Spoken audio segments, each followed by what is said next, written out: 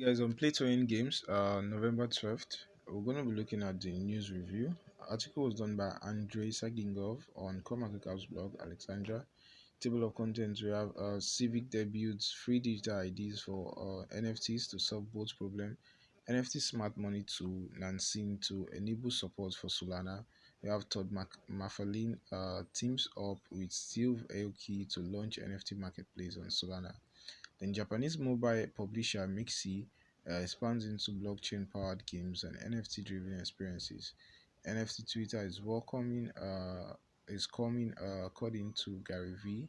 Then we have Beeple scores another multi-million dollar sale. So Solana is going to become quite popular among investors and developers.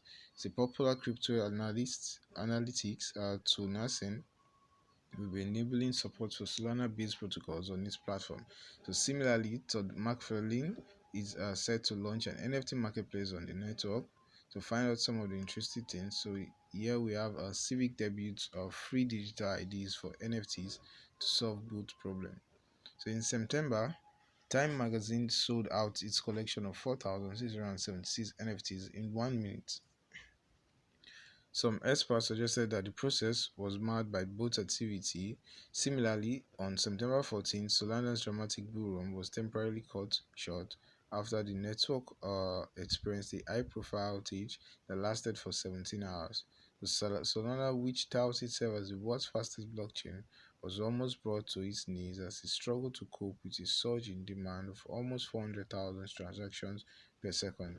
The Solana Foundation blamed resource exhaustion for the disruption in the service. The pressure on the network was caused by a group of bots, even though their intended use was to smart other traders and not to take down the network.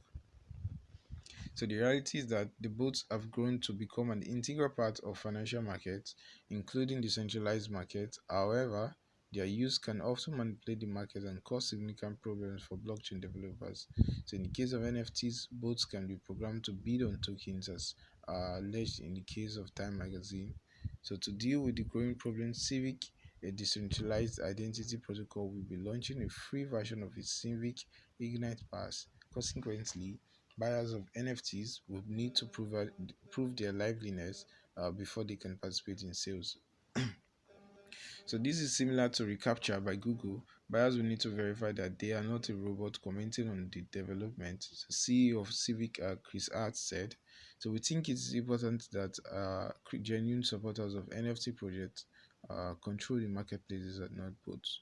So our goal is distributing tools like Civic Ignite Pass for free is to help cut the growing threat of at the pass and allow users to focus on creating and collecting art.